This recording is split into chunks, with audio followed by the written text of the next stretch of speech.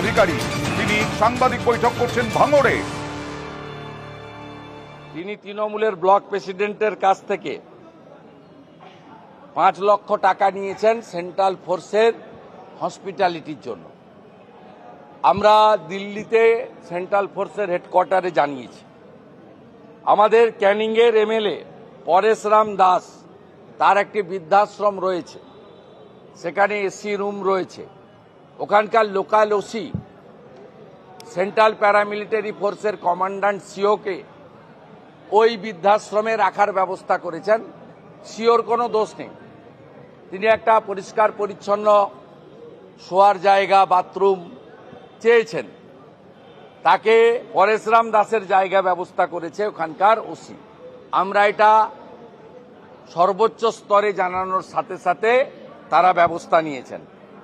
Booth number 124, ward number 5, পঞ্চায়েতের municipality টাকি, এখানে টাকি গভর্নমেন্ট হাউস স্কুলে যে প্যারামিলিটারি ফোর্স আছে তাদের কাছে ওখানকার তৃণমূল নেতা তাদের সুরাপান করার জন্য নিয়ে গেছিলেন, তারা রিফিউজ করেছেন, মদের পেটি নিয়ে গেছিলেন। এবারে তৃণমূল জেনে রাখুন, যেখানে যেখানে প্যারামিলিটারি ফোর্সকে আপনারা এসব করতে যাবেন, আমরা কিন্তু সেখানকার তৃণমূলের লোকরাই আমাদের খবর দিচ্ছে। আমরা কমপ্লেন করে ওই প্যারামিলিটারি ফোর্সকে চেঞ্জ করাবো। এবং এটাও খুব আনন্দের যে প্যারামিলিটারি ফোর্সরা অধিকাংশ জায়গায় তৃণমূলের হসপিটালিটি বা এই চুরির পয়সায় তাদের যে আপ্যায়ন, তারা রিফিউজ করছে। এটাও আমি আপনাদের মাধ্যমে জানিয়ে গেলাম। গণতন্ত্র রক্ষার লড়াইতে 1 তারিখে এই কেন্দ্রগুলিতে ডু অর ডাই হবে।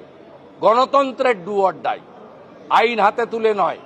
আমাদের প্রত্যেকটা কর্মী এবং আমাদের তৃণমূল ছাড়া বিরোধীও যারা আছেন তাদের কাছেও বলবো, সবাই এক হয়ে ভোটাররা, এজেন্টরা প্রতিরোধের প্রাচীর গড়ে তুলুন, শুরু করুন সকালবেলা, যাতে আমরা প্রয়োজনীয় হস্তক্ষেপ করতে পারি। আগে ভোটদান, পরে জলপান। আপনারা সবাই এটা করবেন, এই আবেদন আমি আপনাদের কাছে করে। আর কিছু প্রশ্ন আছে সাংবাদিকদের? শওকত মোল্লাকে নজরবন্দি করার জন্য সিপিএমের তরফে কমিশনে জানানো হয়েছে। শুধু তাই নয়, জাহাঙ্গীর খানেরও বিরুদ্ধে যাতে নজরবন্দির সিদ্ধান্ত নেয় কমিশন। আপনি কিভাবে দেখছেন বিষয়টা? না, এ তো ইন্ডিজোটের পার্টনার। সিপিএম তো ইন্ডিজোটের পার্টনার। আর মমতা ব্যানার্জি তো ঘোষণা করেছে যে আমি জেতার পরে ইন্ডিজোটেই ছিলাম, আছি, থাকবো। আর খাড়গেজি বলেছেন আমি দরজা দেখিয়ে দিচ্ছি অধীর চৌধুরীকে, মমতা ব্যানার্জির সঙ্গে আমরা আছি। এই দ্বিচারিতায় মানুষ ভুলবে না। এগুলো বাজার মাতানোর বিষয়। মমতা ব্যানার্জির বাড়ির সামনে গিয়ে পুলিশের সঙ্গে ঠেলাঠেলি করে মিডিয়াতে ছবি পাওয়া যায়। আগে নিজেদের নীতি ঠিক করুক।